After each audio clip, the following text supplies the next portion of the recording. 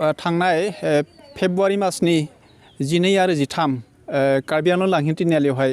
दुलाराय बाथौ गोथौनि गोदान आफादगिरि दानाय जादोंमोन आरो बे गोदान आफादगिरिनि दिनै उदालगुरि जिल्लानि हिरिम्बा गोथार बाथौ थानसालियाव समायखिरा जानाय आरो बिबान आजावनाय बिथांमोना जों दंफैयो जों बिथांमोनखौ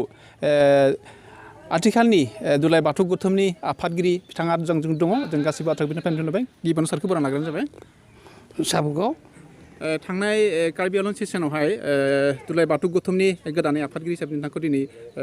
बिबान गथायदों आरो समायखिरा जाहोदों नोंथांनि मोन्दांथिखौ नोंथाङा खावलायबाय आंनि मोन्दांथिखौ दहाय एसे बुंखादो बिबानखौ लानानै आं मोजां मोनदों मासियाव जनानैबो मोजां मोनदों खिन्थु मासिनि सायाव बिराद गिदिर अन्थाइ मोनसे दोङो थरसे गोलैहां जानानै बे सिरियोबा आं बेखौ हमथानो हागोन ना हाया आं दा बेखौसो भाबिबाय थादों दा थेवबो जिमान हायो आं बिबानखौ मावफुंनो आं दायित्त'खौ आं लागोन बेयाव अबस्से आं हारसिं हागोन बेखौ बुंनो हाया जोंहा गौथुमनि बिबानगिरिफोर दङ गुबुन गुबुन रायजो राजानि खोथा दं आरो जिल्ला गौथुमफोरनि खोथा दं गासैनिबो गोसो गोरबोनि मदद मोनोबा मावफुंनो हागोन होननानै आंहा मोनसे फोथायथि दं जिहेतुके दुलाराय बाथौ गौथुमजों आखान्थि आफाद हिसाबै माइनाव आफाद आरो लाइमोन आफाद दङ बे हिसाबै नोंथाङा गागि आफादनि गाहाय आफादगिरि माइनाव आफाद आरो लाइमोन आफादखौ माबोरै मदद होनानै खामानि मावफालांगोन होननानै नोंथाङा सानदों बे खामानि मावनाय बेलायाव जोंहा संबिधान मोनसे दं संबिजित आरो लोगोसे बाथौ थानदै दं बेवहाय जि थोनदो आरो बेवहाय जि डिरेक्सन दङ बे मथे गासैखौबो खामानि मावनो आं बिथोन होगोन बे मथे मावनो हानाय हायिखौ जों नोजोर लाखिगोन आरो बेवहाय मावनो हायाबा जों गागि आफाद हिसाबै जिखिनिखौ जों मदद खालामनो हागोन बेवहाय जों एसेबो दानख'आ आरो जों बेखौ मदद खालामगोन आरो बिथांमोनाबो जोंखौ मदद खालामनांगोन बेबायदिसो जों खामानिखौ मावफुंनो हागोन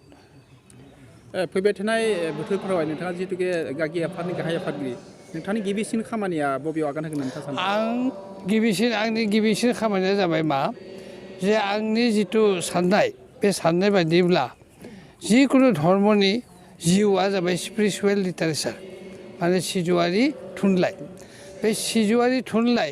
बेखौ आङो सिगाङो गोगोम खालामनो नाजागोन ओमफ्राय दा जे थानसालि लुनाय बुंदों माबा मटर गारि बायनाय हा बायनाय बेफोर जाबाय मोनसे धोरोमनि देहा नङाबा जिबायदि जिउआ अस्तित्व गैया बेबायदि जिउ गैयाबाबो देहानि खुनु खामानि गैया गतिके गिबिया जाबाय जिउ गतिके थुनलाइ बे बाथौ धोरोमनि बेलायाव आङो जोंहा माने जिथु सिजौआरि थुनलाइ बेखौ जौखांहोनो आं फार्स्ट एन्ड फरमस्ट आं बेखौ नाजाग्रोगोन बेनि उनाव बाखिखौ मावनायाव बेखौ माने कृपनानै खालामो बेखौ आसाम दर्पणनि गेजेरजों थांनाय साननैसो सिगाङावहाय आसाम स्टेट गभर्नमेन्टनिफ्राय 950 थानसालिफोर होनाय जादोंमोन बिटिसिनि गेजेराव नाथाय बिटिसिनि बाहेरायाव होनाय जायाखिसै बे बेलायाव नोंथाङा माखौ बुंगोन नामा बेथ' गभर्नमेन्ट प्रजेक्ट बेयो जोंनि गौथुमनि प्रजेक्टबो नङा खिन्थु जोङो लिस्ट मोनसे होदोंमोन बेवहाय बिटिसिनि भितर आरो बिटिसिनि बाहेरनि खोथा गैया दा गभर्नमेन्टआ मोनसे बान्दो खाना होदोंमोन मा जे खमैबो 50 बोसोर ना 30 बोसोर माबा जानांगौ गतिके आरो बिनि जिथु साइन बर्ड एस्टाब्लिश बेखौ फट' देखायना होनांगौ आरो जे माने मोनसे बोसोर खाना होदो इमानखिनि बोसोरनि भितराव नंगौबा बे थानसालिया मदद मोनगोन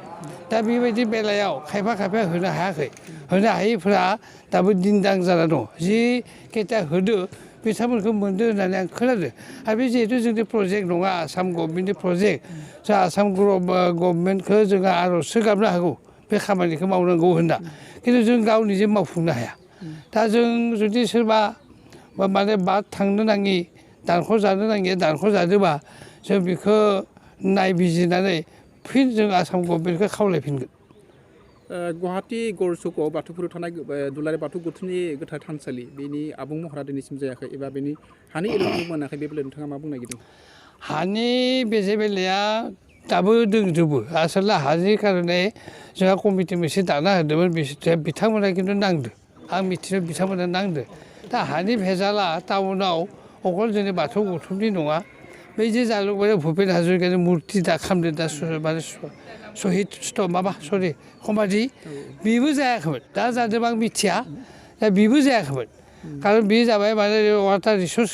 प्लेस बियो दा जा हक जोंनिखौबो जानायनि लामाथिं थांदो होननानै आंनो बै सिगांनि नेहाथारि दाबो बिथाङानो नेहाथारि बिथाङा आंखौ मिथिहोदो आरो हाया जाबाबो जायाबाबो जोङो गौथुमनि थानसालिखौ लुनो नाजागोन बेयाव खिन्थु जोंहा मोनसे गिनाय दङ सेफायो नामा ओरैहाय खिन्थु फाखानि सानैसोआ बुंदों मा सेफाया बेखौ जों खालामग्रोनांगौ दा बेयाव आङो रायजो राजानि आफादनि जिल्ला गौथुमफोरनि मोनसे जों जथुमा जगोन जनानै बेवहाय जुदि बयबो मदद होलायोबा बे थानसालि खामानिखौ लुफुंनायाव माने जोंहा आगान सुरगोन जिहेतु दिनै उदालगुरि जिल्लानि हिरिम्बा गोथार बाथौ थानसालियाव समायखिरा आरो बिबान गथायनाय जाबाय बे बेलायाव नोंथांनि जोबथा मोन्दांथिया बोरै आं गाहाम मोनदों आंथ' दहायनो बुंदों जे जि थानसालियाव जिरायनानै जों दिनै समायखिरा लाबाय मोनसे गोथार नाङो मन्दिर भितराव थानसालिनि भितराव बेबायदि समायखिरा बन्थ होयोबासो जों प्रथम लादो दिनै बे थानसालिखौ गायसननायाव रायजो राजाया मदद होदोंबाबो दैदेनगिरि खासे नांगोन बेनि दैदेनगिरिया आं मिथिनायाव लोमसाव दैमारि बिथाङा गाहाय दैदेनगिरि आं बिथांखौ साबायखर होखादों आं मोजां मोनामोनबाथ' आं साबायखर होआ मोजां मोनदोंखायसो आं साबायखर होबाय थांनाय बिबान बोथोर नोंथाङा गोबाव सम दुलाराय बाथौ गौथुमनि आफादगिरि जाबोबाय आथिखालाव नोंथाङा आजिरा मोन्दों थांनाय कार्बि आंलं सेसनावहाय आथिखालाव नोंथाङा नोंथांनि मोन्दांथिखौ एसे फोरमायनो खावलायबाय गोजोननाय थाबाय थांनाय फेब्रुवारि दानाव कार्बि आंलं जिल्ला लांहिन नोगोराव जोंनि दुलाराय बाथौ गौथुमखौ गोदानै दाना होनाय जादों दा बेवहाय खोब माने मोजां जालांदों दुलाराय बाथौ गौथुमाव आरो मोननै विंस आफाद दङ लाइमोन आफाद माइनाव आफाद बेखौ मोजाङै दाना होनाय जादों दा दुलाराय बाथौ गौथुमा आंनि नोजोराव माने गोथों लामाजों फैगासिनो दङ खुनु गुलाय गुजाय जाथ'वाखै आङो आसा थिदों जे जोङो आबुङै दाना लानाय जि दुलाराय बाथौ गौथुम आरो माइनाव आफाद लाइमोन आफाद जोङो जिल्ला आफादफोरनि हेफाजाबै खोब मोजाङै मोजां गोथों लामाजों दावबायलांगोन होननानै आं सानदों आरो आं गोजोननाय मोनदों